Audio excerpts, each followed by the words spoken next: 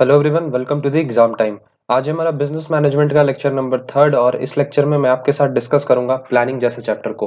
ये बहुत ही easy chapter है और बहुत ही शॉर्ट क्वेश्चन बनने के चांसेस रहते हैं इस चैप्टर से। तो सबसे पहले हमें ये जानना होगा कि प्लानिंग होता क्या है। अगर लेमन लैंग्वेज में बोले तो प्लानिंग क्या है? Deciding in advance what to do.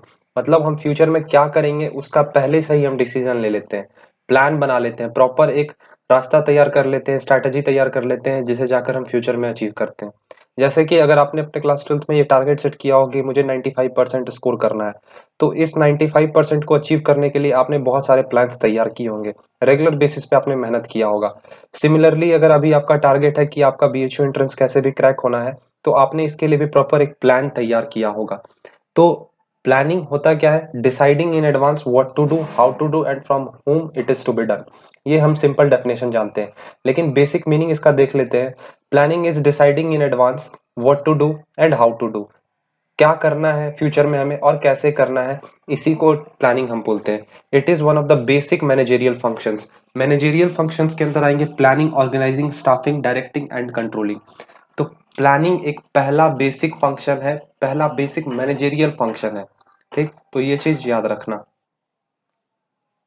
तो अब यहाँ पे दूसरा पॉइंट है कि प्लानिंग में हमें सबसे पहले अपने ऑब्जेक्टिव को सेट करना पड़ता है।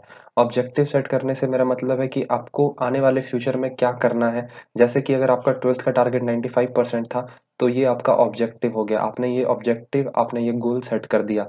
सिमिलरली अगर आपका एंट्रेंस में 300 प्लस का टारगेट है, तो अगर आपने इसे सेट किया है तो ये आपका गोल हो गया और ऑब्जेक्टिव हो गया। साथ ही साथ आपको एक रोड मैप तैयार करना होगा जिसके थ्रू इस ऑब्जेक्टिव को आप अचीव कर पाओगे। सिर्फ ऑब्जेक्टिव सेट करने से प्लान अचीव नहीं हो जाता है, उसके लिए एक proper road map, proper strategy चाहिए होती है जिसके थ्रू हम उसे अचीव कर पाते हैं। लास्ट में ही बोला गया थर्ड पॉइंट जो है कि जो भी हमने प्लान डेवलप किया है उसे हमें एक टाइम फ्रेम में, एक टाइम बाउंडेशन में कंप्लीट करना है। साथ ही साथ हमारे पास जितने भी लिमिटेड रिसोर्सेस हैं उनका प्रॉपर यूटिलाइजेशन भी करना है। तो ये 3 पॉइंट्स आपको प्लानिंग में याद रखने हैं। अब मैं आपके साथ डिस्कस कर लेता हूँ कि प्लानिंग के इम्पोर्टेंस क्या-क्या हो सकते हैं, जो कि इम्पोर्टेंट कहीं न कहीं तो हैं, लेकिन ज़्यादा भी इम्पोर्टेंट नहीं है। आप चाहो तो स्किप भी कर सकते हो। देखो, सबसे पहला पॉइंट है कि प्लानिंग प्रोवाइड्स डायरेक्शन। अगर आप प्रॉपर प्लान अपना बना लेते हो एडवांस में, तो आपको वो एक रूट मैप देता है, रोड मैप देता है जिसके थ्रू आप अपने ऑब्जेक्टिव्स को अचीव करते हो। दूसरा, planning reduces the risk of uncertainty. अगर आपने फ्यूचर में ही प्लान बना रखा है किसी भी काम को करने का, तो जो भी फ्यूचर में अनसर्टेनिटी आएगी उसे आप कहीं ना कहीं हैंडल कर लोगे। रिड्यूसेस ओवरलैपिंग और वेस्टफुल एक्टिविटी। आपका सब कुछ सेट है कि मुझे इतना यूनिट प्रोड्यूस करना है और इस डिपार्टमेंट को ये काम देना है, दूसरे डिपार्टमेंट को ये काम देना है। तो आपका कोई भी काम का डुप्लीकेशन नहीं होगा, कोई भी आप काम ओवरलैप आपका नहीं होगा। साथ ही साथ planning promotes innovative ideas. Plan, देखो, प्लानिंग एक ऐसा काम है जो कि कोई प्रोफेशनल ही परफॉर्म करता है। जनरली वो आपको इनोवेटिव आइडियाज प्रोवाइड करेंगे कि आपको कैसे अपने काम को कंप्लीट करना है, अपने टारगेट को अचीव करना है। आगे है planning facilitates in decision making. Planning involve setting the targets and predicting future conditions. सबसे पहले क्या करते हो कि आप प्लान को आप सेट करते हो ऐसे, और उसके बाद आप प्रिडिक्ट करते हो कि फ्यूचर में जाकर ऐसा होगा। मैं बोर्ड का एग्जांपल देता हूँ। सीबीएसई बोर्ड में आपने टारगेट सेट किया 95% का, साथ ही साथ आप उसमें देखते होगे, फ्यूचर को प्रिडिक्ट करते हुए कि इस पर सीबीएसई क्वेश्चन का लेवल नॉर्मल रख सकता है। तो इसी को बोलते हैं कि फ्यूचर को आप प्रिडिक्ट कर रहे हो। तो प्लानिंग आपको डिसीजन मेकिंग में भी मदद करता है, ये चीज याद रखना। और साथ ही साथ ये याद रखो कि planning establishes standards for controlling. आपने जो भी प्लान बनाया वो एक बेस की तरह काम करेगा कंट्रोलिंग के लिए। लास्ट में आप देखोगे कि क्या मैंने जो प्लान बनाया था उसे अचीव किया या नहीं। तो आप क्या करोगे, अपने प्लान को, अपना जो भी आपने प्लान बना रखा है और जो भी टारगेट आपने अचीव किया है, उन दोनों को कंपेयर करोगे। तो प्लानिंग एक बेस की तरह काम करता है कंट्रोलिंग के लिए। ये चार्ट देख लो, ये डायग्राम जो है फीचर है प्लानिंग का। याद रखना कि planning focuses in achieving objective. Main focus क्या रहता है कि जो भी आपने गोल सेट किया है, जो भी टारगेट आपने सेट किया है, उसको अचीव करना ही इसका मेन मकसद होता है। दूसरा, ये प्राइमरी फंक्शन है, कहो तो फर्स्ट फंक्शन है, बेस फंक्शन है। तीसरा, प्लानिंग परवेसिव है। परवेसिव से मेरा मतलब है हर एक डिपार्टमेंट में, चाहे वो प्रोडक्शन डिपार्टमेंट हो, मार्केटिंग डिपार्टमेंट हो, सेल्स डिपार्टमेंट हो, या कोई भी लेवल हो, टॉप, मिडिल और लोअर लेवल, हर जगह पे प्लानिंग प्रेजेंट है। प्लानिंग एक कंटिन्यूअस प्रोसेस है। कंटिन्यूअस प्रोसेस से मतलब है आपको रेगुलर बेसिस में अपने प्लान्स में चेंजेस करने होंगे, क्योंकि हमारे इन्वायरमेंट जो होते हैं वो डायनेमिक होते हैं। ये कभी भी चेंज होते रहते हैं। तो ये इंपॉर्टेंट है कि आप अपने प्लान को भी रेगुलर बेसिस पे अपडेट करते रहो। इसीलिए बोला गया है कि प्लानिंग कंटिन्यूअस प्रोसेस है। Planning is futuristic. Planning futuristic कैसे है? वो फ्यूचर के बारे में सोचता है। फ्यूचर के लिए आप टारगेट सेट करते हो और उस टारगेट को कैसे अचीव करना रहता है, वही देखा जाता है प्लानिंग के अंदर। इसीलिए प्लानिंग फ्यूचरिस्टिक है। Planning is a mental exercise. Mental exercise क्यों? क्योंकि इसमें बहुत क्रिएटिविटी इन्वॉल्व होती है। अगर आप क्रिएटिव हो तभी आप किसी चीज का प्लान बना सकते हो। ऐसे ही प्लान नहीं बन जाता है। अब इन सब का मैंने डिटेल एक्सप्लेनेशन नीचे कर रखा है, आप इसे एक बार पढ़ लेना, आपका सारा क्लियर हो जाएगा।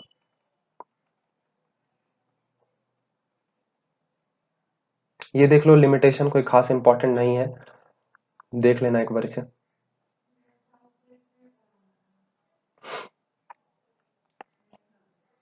अब देखो, मोस्ट इंपॉर्टेंट टॉपिक है ये हमारा प्लानिंग प्रोसेस। इससे क्वेश्चन बनने के चांसेस बहुत ही ज्यादा रहते हैं। आपको ये चार्ट याद रख लेना है। सबसे पहले हम क्या करते हैं? ऑब्जेक्टिव सेट करते हैं अपना। फर्स्ट स्टेप ये हो गया। फिर डेवलपिंग प्रीमाइसेस क्या है, इसे आगे जानेंगे। तीसरा, identifying alternative course of action. Fourth हमारा evaluating alternative course of action. Fifth, selecting the best alternative. Sixth है यहाँ पे इम्प्लीमेंटिंग द प्लान, और सेवेंथ है फॉलो अप एक्शन। ये चार्ट अपने दिमाग में सेट कर लो। टोटल प्लान के ऐसे 7 प्रोसेस होते हैं जिनसे क्वेश्चन बनने के चांसेस रहते हैं। तो अब एक एक करके मैं सारे प्रोसेस को डिस्कस कर लेता हूँ। सबसे पहला है सेटिंग ऑब्जेक्टिव। सेटिंग ऑब्जेक्टिव नाम से ही समझो, इसमें आपको अपने ऑर्गेनाइजेशन का ऑब्जेक्टिव सेट करना होगा। बोला भी गया है जैसे कि यहाँ पे specify the objective that organisation wants to achieve. सबसे पहले आपको ये बताना होगा कि आपका ऑब्जेक्टिव क्या है, आपके ऑर्गेनाइजेशन का गोल क्या है जो कि आप अचीव करना चाहते हो। Set objective for the entire organisation. पूरे ऑर्गेनाइजेशन के लिए ऑब्जेक्टिव सेट करो, एंड हर एक डिपार्टमेंट के लिए भी, हर एक यूनिट्स के लिए भी, और हर एक एम्प्लॉय के लिए भी। State the objective. आपका जो भी ऑब्जेक्टिव है उसको बहुत ही क्लियरली अपने एम्प्लॉयज को समझाओ। हर एक डिपार्टमेंट में उस ऑब्जेक्टिव को आप क्लियरली एक्सप्लेन करो। Objective have to precollate down to each unit and employees at all level so that they understand how their action would contribute towards achieving objective। Objective को आप प्रॉपरली एक्सप्लेन करोगे जिससे वो समझ पाएंगे आपके एम्प्लॉयज की कैसे हमें इस प्लान को, इस ऑब्जेक्टिव को अचीव करना है। जैसे कि एग्जाम्पल पे, आपने सेल्स टारगेट रखा है 80% का। आपने सोचा इस ईयर हम नए प्रोडक्ट लॉन्च करेंगे। फिर आपने ये सोचा कि हम अपने बिजनेस को एक्सपैंड करेंगे। तो ये सब होता है सेटिंग ऑब्जेक्टिव। तो पहला प्रोसेस ये था हमारा। दूसरा प्रोसेस अब हम देख लेते हैं। दूसरा प्रोसेस है डेवलपिंग प्रीमाइसेस। सबसे पहले हम जानेंगे कि प्रीमाइसेस होता क्या है। प्रीमाइसेस एक एजम्पशंस है, जैसा यहाँ पे लिखा हुआ है कि assumptions about the futures are called future premises. Planning future oriented है, ये आप लोग सबको ही जानते हो। और हम ये भी जानते हैं कि फ्यूचर जो है हमारा वो अनसर्टेन है, हम फ्यूचर को प्रेडिक्ट जल्दी नहीं कर सकते हैं। तो मैनेजर को कुछ ना कुछ एजम्पशन लेने होते हैं। जो भी हमारा मैनेजर है उसे कुछ एजम्पशंस लेने होते हैं। अब हम इन एजम्पशंस को नाम देते हैं प्रीमाइसेस। क्यों एजम्पशंस लेने होते हैं? क्योंकि हम ये जानते हैं कि फ्यूचर जो है वो अनसर्टेन है, वो सर्टेन नहीं होता है, उसे आप प्रेडिक्ट जल्दी नहीं कर सकते हो। तो इसीलिए मैनेजर को कुछ एजम्पशंस तैयार करने होते हैं जिसके बेसिस पे वो प्लान करता है। तो उसी एजम्पशंस को हम नाम देते हैं प्रीमाइसेस। और साथ ही साथ ये एक बेस की तरह काम करता है जिसके ऊपर प्लान बनता है। ये जो एजम्पशन है, इसी एजम्पशन के बेसिस पे प्लान बनता है, ये चीज याद रखना। All managers involve in planning should be familiar with the same assumption. जितने भी मैनेजर प्लानिंग डिपार्टमेंट में इन्वॉल्व है उन सबको ये एजम्पशंस पता होने चाहिए, और वो सब इस पे एग्री हो। ऐसा नहीं कि एक मैनेजर एग्री है तो दूसरा एग्री नहीं है। For example, forecasting is a technique used for gathering information to develop the premises. Forecasting एक टेक्निक है जिसके थ्रू हम इंफॉर्मेशन गैदर करते हैं, और उस बेसिस पे, वो जो इन्फॉर्मेशन हमने गैदर किया उस बेसिस पे हम प्रेमाइसेस को डेवलप करते हैं। तो ये चीज आप याद रखना। डेवलपिंग प्रेमाइसेस, पहला हमने ऑब्जेक्टिव सेट कर दिया, दूसरा हमने कुछ एजम्पशन सेट कर दिए, डेवलप कर लिया अपना प्रेमाइसेस, ये हो गया। अब तीसरा हम देखते हैं कि identifying alternative course of action. Alternative course of action का मतलब है कि अलग अलग रास्ते, कौन कौन से अलग अलग रास्ते हैं उस ऑब्जेक्टिव को अचीव करने के लिए। तो अब हमें सबसे पहले क्या करना होगा, अलग-अलग मेथड्स को आइडेंटिफाई करना होगा कि अलग-अलग कौन से मेथड्स हो सकते हैं, कौन-कौन से अल्टरनेटिव्स हो सकते हैं जिसके थ्रू हम अपने ऑब्जेक्टिव को अचीव करेंगे। जैसा कि यहाँ पे बताया भी गया है, once objectives are set, assumptions are made. आपने ऑब्जेक्टिव सेट कर लिया, assumptions आपने तैयार कर लिया, अब बारी आती है कि आप देखो कि आपके पास कितने अल्टरनेटिव्स अवेलेबल हैं। Manager must identify all alternative course of action for achieving the objective of organisation. जितने भी पॉसिबल ऑल्टरनेटिव्स हो सकते हैं, मैनेजर उन सारे ऑल्टरनेटिव को आइडेंटिफाई करेगा।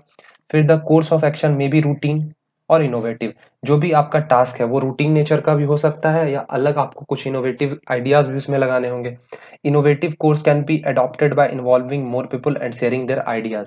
अगर आपको इनोवेटिव कोर्स, आपका इनोवेटिव कोर्स है, तो आपको कुछ अलग अलग एम्प्लॉयज को उसमें इन्वॉल्व करने होंगे, जिसके थ्रू वो अपना उसमें आइडिया लगाएगा और आप अपने काम को अचीव कर पाओगे। तो तीसरा स्टेप क्या था, आपको आइडेंटिफाई करना होता है various alternative course of action.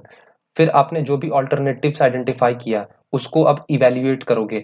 Evaluating alternative course of action. जो भी आपने ऑल्टरनेटिव थर्ड स्टेप में आइडेंटिफाई किया, उस ऑल्टरनेटिव को अब आप इवेल्युएट करोगे। इवेल्युएट करने का मतलब क्या होता है, चेक करोगे, देखोगे, उनके बेनिफिट्स देखोगे, लॉस देखोगे, क्या हो रहे हैं उससे।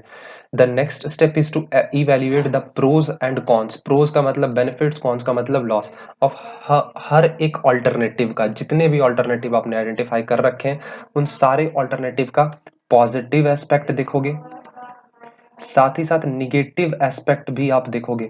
इन दो चीज को आपको देखना होगा हर एक ऑल्टरनेटिव का, जिससे आप ये अंदाजा लगा सकते हो ये ऑल्टरनेटिव मेरा बेस्ट है। तो सबसे पहले हमने देखा, हमने ऑब्जेक्टिव सेट किया। दूसरा, हमने डेवलपिंग प्रेमाइसिस मतलब एजम्पशंस बना लिए। तीसरा, हमने आइडेंटिफाई किया वेरियस ऑल्टरनेटिव को। फोर्थ स्टेप में मैंने क्या किया, जितने भी ऑल्टरनेटिव्स थे मैंने सारे ऑल्टरनेटिव्स को इवेल्युएट कर लिया। इवेल्युएट का मतलब उसके पॉजिटिव एस्पेक्ट और नेगेटिव एस्पेक्ट दोनों को देख लिया। फिर फाइनली क्या आता है, हम जो भी बेस्ट ऑल्टरनेटिव होगा उन सारे ऑल्टरनेटिव्स में, उस ऑल्टरनेटिव को हम चुन लेंगे। Selecting the best alternative, the best plan for all the alternative is selected and implemented. जो भी हमारे पास ऑल्टरनेटिव होंगे उसको हम सेलेक्ट कर लेंगे। Most feasible, profitable and with least negative consequence. ऐसे ऑल्टरनेटिव को आप चुनोगे जिसमें कहीं ना कहीं फ्लेक्सिबिलिटी हो, प्रॉफिटेबिलिटी हो और वो उसमें निगेटिव एस्पेक्ट कहीं ना कहीं कम हो। तो वैसे ही ऑल्टरनेटिव को आपको सेलेक्ट करना है। उसके बाद क्या करना है, आपने ऑल्टरनेटिव सेलेक्ट कर लिया, अब फाइनली आप उस प्लान को आप इंप्लीमेंट करोगे। Implementing the plan, in this step the selected the best plan implemented, that is putting plan into action. जो भी आपका प्लान था उसको अब आप पुट करोगे एक्शन के लिए। Manager start organising and assembling resources for implementing the plans. For example, if there is plan to increase production, then more labor, more machinery will be required. This step would also be involve organizing more labor and purchase of machinery.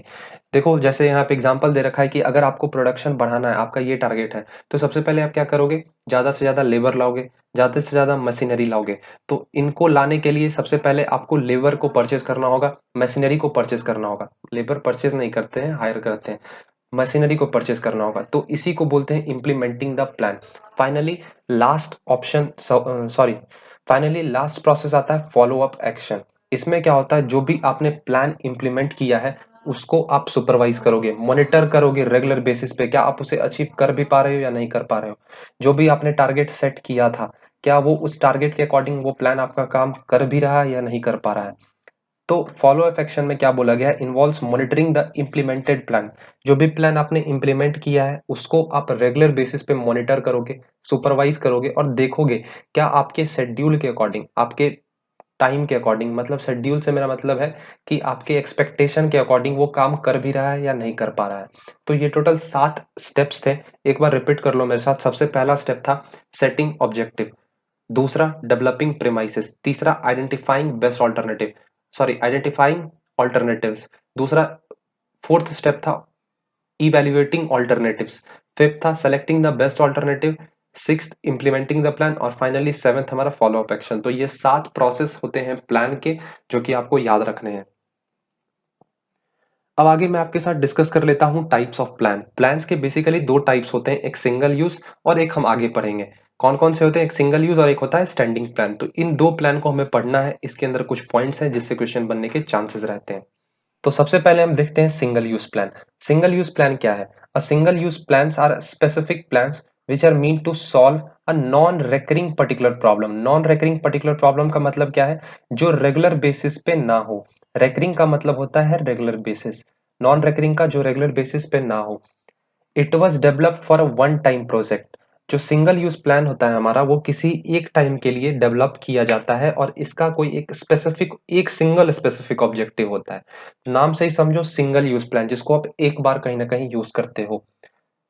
अब आगे और भी कुछ pointer से जान लेते हैं इसके बारे में। Such plan is develop to meet the needs of a unique situation in hand. Unique situation जो भी होगा उसको मीट आउट करने के लिए सिंगल यूज प्लान को डेवलप किया जाता है। The duration of single use plan differs depending upon the type of project. आपका प्रोजेक्ट कैसा है उसके बेसिस पे इसका जो भी टाइम पीरियड रहता है, बाउंडेशन रहता है, टाइम बाउंडेशन, वो डिफर करता है। अब देख लो standing plan. Standing plans are used for those activity which occur regularly over a period of time. मतलब जो रेगुलर बेसिस पे हो। It is designed once and retain their value over a period of time. आपने इसे एक बार design कर दिया और लंबे टाइम तक आप इसे यूज कर रहे हो। इट इज डेवलप्ड वंस, एक बार डेवलप करते हो, लेकिन टाइम टू टाइम अपने बिजनेस रिक्वायरमेंट्स को मीट करने के लिए आप इसमें चेंजेस करते रहते हो। इसके कुछ एग्जांपल्स मैं दे देता हूं। ऊपर मैंने जो प्रोसेस में डिस्कस किया, मतलब जो मैं डिस्कस करूंगा अभी, पॉलिसीज, प्रोसीजर्स, मेथड्स, रूल्स, ये सब चीज, ठीक, ये इसके एग्जांपल्स होते हैं। तो ऊपर जो हमने दो टाइप देखा प्लान्स का, सिंगल यूज प्लान और स्टैंडिंग यूज प्लान, उसके बेसिस पे प्लान्स को आगे कैटेगराइज किया गया है, जिसमें से सबसे फर्स्ट है ऑब्जेक्टिव। यहां मैं साइड पे ही लिख देता हूं, ऑब्जेक्टिव जो है वो सिंगल यूज प्लान है। आपसे पूछा जा सकता है ऑब्जेक्टिव कौन सा प्लान है, तो आपका आंसर होना चाहिए सिंगल यूज प्लान। ऑब्जेक्टिव क्या है? ऑब्जेक्टिव एंड रिजल्ट है which the management seeks to achieve by its operation. Objective आप लोग ये क्लियरली जानते होंगे कि ऑब्जेक्टिव हम सेट करते हैं, जिसे हम गोल भी नाम देते हैं, जैसे 95%। ये आपका एंड रिजल्ट है जो कि आप अचीव करना चाहते हो। मैं आपका एग्जांपल ले रहा हूँ। सिमिलरली मैनेजमेंट का भी, जो भी कोई फर्म होती है, कंपनी होती है, उनका टारगेट रहता है कि इस बार हमारा सेल्स वॉल्यूम 80% तक का होना चाहिए। तो ये क्या है? उनका एंड रिजल्ट है। तो ऑब्जेक्टिव एक एंड रिजल्ट है जो कि मैनेजमेंट चाहता है अचीव करे। ये हो गया हमारा फर्स्ट पॉइंट। दूसरा पॉइंट देखो, वही सिमिलर चीज है, यहाँ पे भी वही बोला गया है कि ऑब्जेक्टिव को हम ऐसे डिजाइन करते हैं कि वो हमारा डिजायर्ड फ्यूचर पोजीशन है जो कि मैनेजमेंट उस तक पहुंचना चाहता है। ये हमारा फर्स्ट एंड फॉरमोस्ट स्टेप होता है प्लानिंग प्रोसेस का। जैसा कि अभी हमने ऊपर पढ़ा, सबसे पहले हम अपना ऑब्जेक्टिव सेट करते हैं जो कि था सेटिंग ऑब्जेक्टिव। तो ऑब्जेक्टिव कुछ भी नहीं है, ऑब्जेक्टिव एंड रिजल्ट है जो कि मैनेजमेंट अचीव करना चाहता है। तो ये आपको याद रखना होगा। कुछ एग्जांपल्स दिए हुए हैं, जैसे कि गेटिंग 20% रिटर्न ऑन इन्वेस्टमेंट। आपने जो भी इन्वेस्टमेंट कर रखा है उस पर आप क्या चाहते हो? आपको 20% का रिटर्न आए। तो ये आपका कहीं एक ऑब्जेक्टिव हो सकता है। दूसरा आ गया हमारा यहाँ पे अब स्ट्रैटेजी। स्ट्रैटेजी के बारे में हम डिस्कस कर लेते हैं। स्ट्रैटेजी में पहले ही क्लियर कर दूं, ये सिंगल यूज प्लान है। Strategy refers to the future decision defining the organisation direction and scope in long run. Strategy का हिंदी होता है रणनीति, जो कि हम बनाते हैं अपने कंपटीटर्स को बीट करने के लिए, कंपटीटर्स को हराने के लिए। तो उसी के बारे में यहाँ पे बताया गया है। Strategies are those plan which an organisation prepares to face various situation, threats and opportunities. Strategies हम तभी बनाते हैं, या स्ट्रैटेजीज हम इसलिए बनाते हैं क्योंकि जो भी हमारे फ्यूचर में आने वाले सिचुएशंस है उनको हैंडल करने के लिए, अगर फ्यूचर में कोई थ्रेट आने वाला है तो उससे कॉप अप करने के लिए, साथ ही साथ जो भी हमारे अपॉर्चुनिटीज आने वाली है फ्यूचर में, उसे ग्रैब करने के लिए हम स्ट्रैटेजी तैयार करते हैं। तो सबसे पहले ये जान लो कि स्ट्रैटेजी कौन सा प्लान है। स्ट्रैटेजी स्टैंडिंग प्लान है। ऊपर मैंने आपको गलती से सिंगल यूज प्लान बता दिया था, ये स्टैंडिंग प्लान है। और साथ ही साथ जो हमने ऊपर अभी पढ़ा, जिसे मैं ऊपर अभी करेक्ट कर देता हूँ, ऑब्जेक्टिव, ऑब्जेक्टिव भी हमारा स्टैंडिंग यूज प्लान है। ये चीज याद रखना, स्टैंडिंग प्लान। अब आगे देख लेते हैं, आगे कौन कौन से हमारे प्लान्स हैं उसको डिस्कस कर लेते हैं। अब आता है हमारा policy. Policies are the general statement. Policy क्या है? कि जनरल स्टेटमेंट है दैट गाइड थिंकिंग और channelise energies towards a particular direction. It provide a basis for interpreting strategy. जो भी हमने स्ट्रेटेजी बनाया है उसके लिए ये एक बेस की तरह काम करता है। उसे कैसे इंटरप्रेट करना है वो पॉलिसी बताता है। There are policies for all the levels and departments in an organization such as major policy and minor policy. ये चीज याद रखना कि पॉलिसीज जो है वो हर एक लेवल के लिए होगा, टॉप लेवल, मिडिल लेवल और लोअर लेवल, और चाहे वो कोई भी डिपार्टमेंट हो। जैसे कि एक मेजर पॉलिसी हो सकता है और दूसरा हमारा माइनर पॉलिसी हो सकता है। Policies defines the parameters with in which a manager can function. वो आपको एक पैरामीटर सेट करके दे देगा, या कहो तो आपको वो एरिया बता देगा कि एक मैनेजर इस एरिया में फंक्शन कर सकता है, उसी को हम बोलते हैं पॉलिसी। आगे है प्रोसीजर्स। प्रोसीजर क्या है? रूटीन स्टेप है, detailing the exact manner in which a work is to be performed. ये एक आपको एक रूटीन स्टेप्स की तरह काम करता है कि कैसे आपको कौन से काम को करना है, एक एक स्टेप आपको बताता है। They indicate which work is to be done in which sequence. कौन से काम को किस सीक्वेंस में करना है वो कौन बताएगा? Procedures. The sequence of actions are to be taken generally to enforce a policy and to attain predetermined objective. जो भी हमने सीक्वेंस, जिस सीक्वेंस से हम काम कर रहे हैं वो इसलिए किया जाता है क्योंकि हमें अपने ऑब्जेक्टिव को अचीव करना है। For example recruitment process of a company. जब कोई कंपनी कोई नए एम्प्लॉयज को रिक्रूट करती है तो उसका एक सीक्वेंस होता है, उसका एक प्रोसीजर होता है। तो ये चीज याद रखना। आगे आता है रूल। रूल क्या है? एक स्पेसिफिक स्टेटमेंट है जो कि हमें बताता है कि क्या हमें करना है और क्या हमें नहीं करना है अपने ऑर्गेनाइजेशन में। रूल्स रिजिड होते हैं और ये सारे लोगों पे एप्लीकेबल होते हैं। फॉर एग्जाम्पल आप देखते होगे ऑर्गेनाइजेशन में एक चार्ट लगा हुआ रहता है, no smoking in the office premises. तो ये रूल हर एक एम्प्लॉय पे, चाहे वो टॉप लेवल हो या लोअर लेवल हो, उन सारे लोगों पे ये एप्लीकेबल होता है। तो रूल्स भी हमारा स्टैंडिंग यूज प्लान है। आगे आता है methods. Methods provides the prescribed ways और manner in which a task can be performed considering the objective. Method एक हमें प्रिस्क्राइब्ड वे बता देगा, प्रिस्क्राइब्ड रास्ता बता देगा जिसके थ्रू, और एक मैनर हमें बता देगा किसी भी काम को करने का कि ऐसे ऐसे आपको काम करना है। मेथड्स फ्लेक्सिबल होते हैं, ये चीज याद रखना। आगे आ गया हमारा प्रोग्राम। प्रोग्राम में consist detailed list of project outlining the objective, policy, procedure, rules, task, physical and human resources. Simple कहो तो वो सब कुछ हमने जो ऊपर अभी तक पढ़ा वो सब कुछ प्रोग्राम के अंदर इंक्लूडेड रहता है। जैसे ऑब्जेक्टिव, पॉलिसी क्या है आपके ऑर्गेनाइजेशन का, प्रोसीजर्स क्या क्या होते हैं आपके ऑर्गेनाइजेशन में, वो सब कुछ एक डॉक्यूमेंट प्रोग्राम में इंक्लूड रहता है। बजट। बजट एक स्टेटमेंट है, या कह सकते हो ये जनरली न्यूमेरिक टर्म्स में रहता है, जो कि हम अपने किसी एक डिफिनिट फ्यूचर पीरियड के लिए तैयार करते हैं। A budget is a statement of expected result expressed in numerical terms for a definite period. For example sales budget बनाया, प्रोडक्शन बजट बनाया। तो ये चीज आप याद रखना। वैसे तो एमकॉम का टॉपिक है, लेकिन पूछ लिया जाता है कभी कभी बीकॉम में भी, आप लोग देख लेना इसे। अप्रोचेस टू प्लानिंग, कौन कौन से अप्रोच होते हैं प्लानिंग के, ये बेसिकली क्लास 12th का टॉपिक नहीं है। जैसे कि टोटल 4 पॉसिबल अप्रोच हो सकते हैं प्लानिंग के। जैसे कि सबसे फर्स्ट बोला गया रिएक्टिव, जो कि पास्ट ओरिएंटेड रहता है। दूसरा इनएक्टिव, जो कि प्रेजेंट ओरिएंटेड है। आगे है प्री एक्टिव, जो कि प्रिडिक्ट द फ्यूचर, फ्यूचर को प्रिडिक्ट करता है। और फोर्थ जो हमारा अप्रोच है प्रोएक्टिव, जो कि क्रिएट द फ्यूचर। इसे पढ़ना होगा, आपको समझना होगा कैसे कैसे। अगर आपको ये समझना आए तो मुझे बता देना, मैं इस पे अलग से वीडियो बना दूंगा। तो चलिए हम आगे अब देख लेते हैं अगर और कुछ टॉपिक है तो। वैसे तो अब कुछ टॉपिक नहीं, ऑर्गेनाइजेशन अब नया स्टार्ट हो रहा है, तो अब हम इसको यहीं खत्म करते हैं। एक बार आप लोग इसे कवर कर लेना, अप्रोचेस टू द प्लानिंग जो है हमारा अप्रोचेस, जिसके अंदर टोटल 4 है, बार बार रिपीट कर रहा हूँ। पहला रिएक्टिव, दूसरा इनएक्टिव, थर्ड प्री एक्टिव और फोर्थ प्रोएक्टिव। इसको देख लेना, कोई ज्यादा इंपॉर्टेंट नहीं है। अगर आप आगे डिटेल में तैयारी करना चाहते हो तब आपके लिए ये टॉपिक इंपॉर्टेंट है। ठीक है, तो खत्म करते हैं इस लेक्चर को, मिलेंगे अगले लेक्चर में, तब तक के लिए थैंक यू और bye. No fear, I'm standing right here, eyes peer with my mind clear, never look rear, only up, never down, look around till I'm found, hear the sound, listen